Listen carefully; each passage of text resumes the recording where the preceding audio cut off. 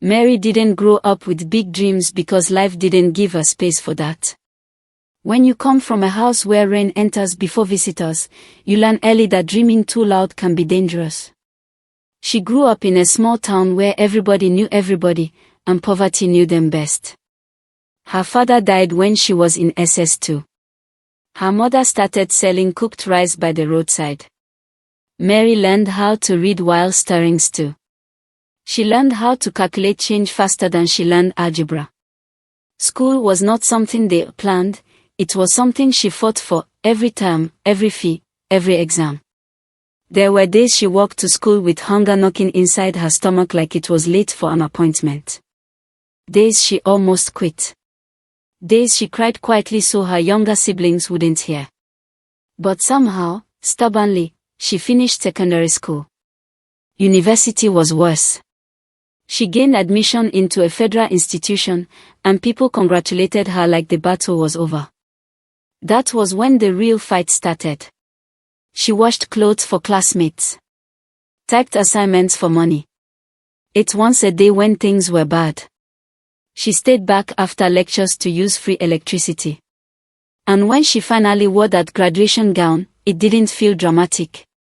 It felt quiet. Like, okay. So what now? NYSC came like a promise. A fresh start. New state.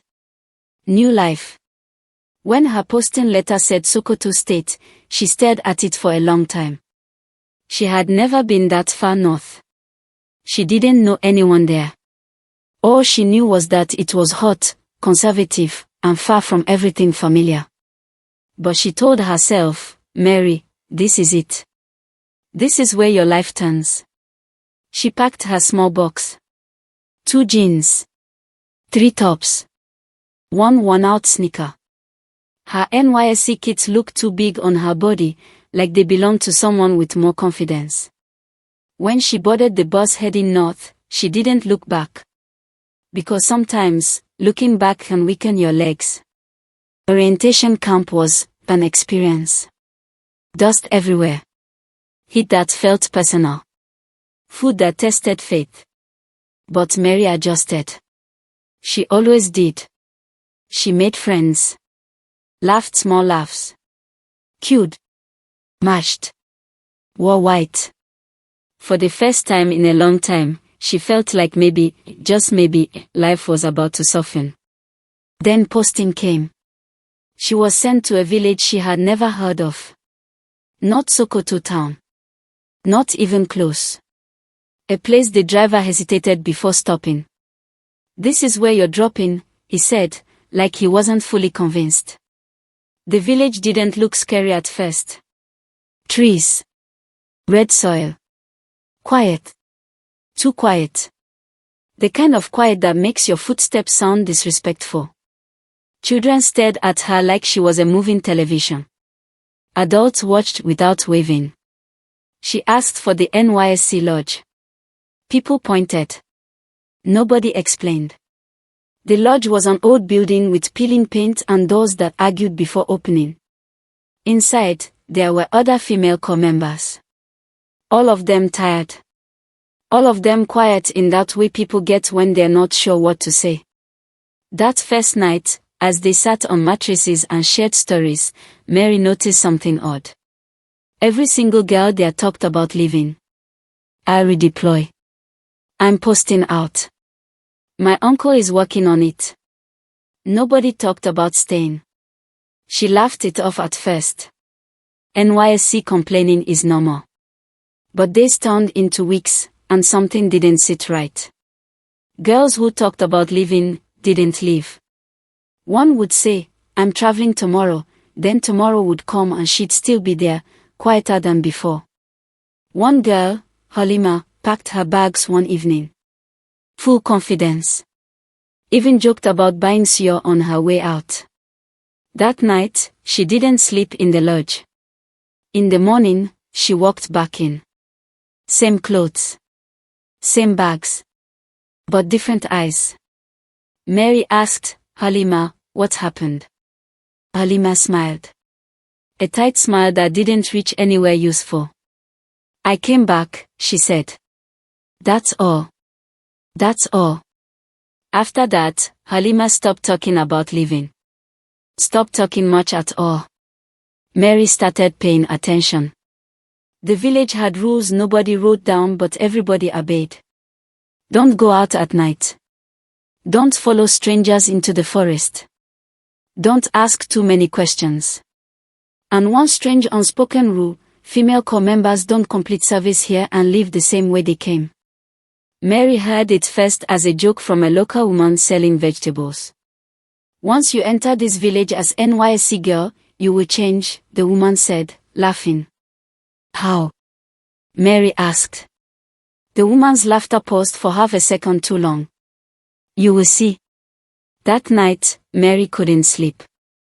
The forest around the lodge sounded alive, like it was breathing. She remembered the image of girls running through trees, fear on their faces, shirts clinging to sweat and panic. She hadn't seen it in real life, but she felt it in her chest. Weeks passed. One girl got married suddenly to a man nobody knew. Another was relocated but no one saw her leave. Phones had poor network. Calls dropped. Messages delayed. Mary tried to be logical. Stress. Culture shock. Fear. But logic became harder when she noticed something else. The villagers watched the girls like people watching a countdown. Mary finally decided to try leaving. Not officially. Just a visit. She packed light. Told no one except one friend. She stepped onto the road early morning. Walked. Walked longer than she expected. After a while, she realized something terrifying.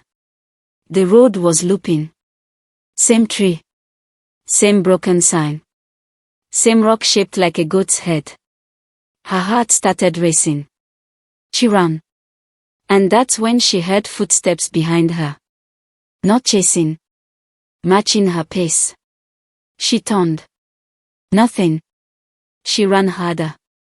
Suddenly, she was back at the village entrance. Same children. Same stairs. It was as if she had never left. That night, Mary cried. Not loudly. The kind of crying you do when you don't want the walls to know. She thought of her mother. Of all she survived just to end up trapped in a village that bent reality like it was soft wire. But Mary had survived worse things than fear. Poverty teaches you strategy. She started observing instead of panicking. Listening instead of reacting.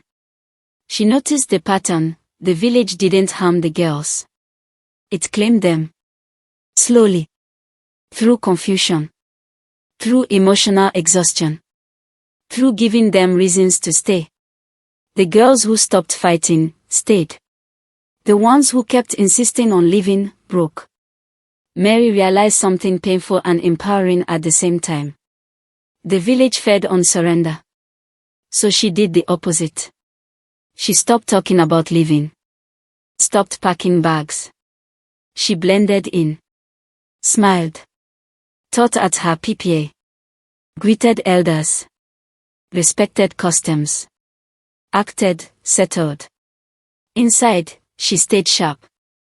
On her pop day, when everyone assumed she had accepted her fate, Mary did something small but radical. She left at dawn with an old woman from the village who was going to the city market. Not as a corps member. Not in uniform. Just another woman going to hustle. They didn't take the main road. They took a path that didn't loop. When Mary finally saw a real highway, cars, noise, chaos, she sat down and laughed until she cried. She didn't look back. Years later, when people ask her about NYSC, she just smiles and says, Sokoto taught me survival. But sometimes, at night, she dreams of a quiet village, and girls running through trees, and a place that never forgets the ones who almost stayed. And that's the thing about life. Sometimes, finishing school is not the victory. Sometimes, living is.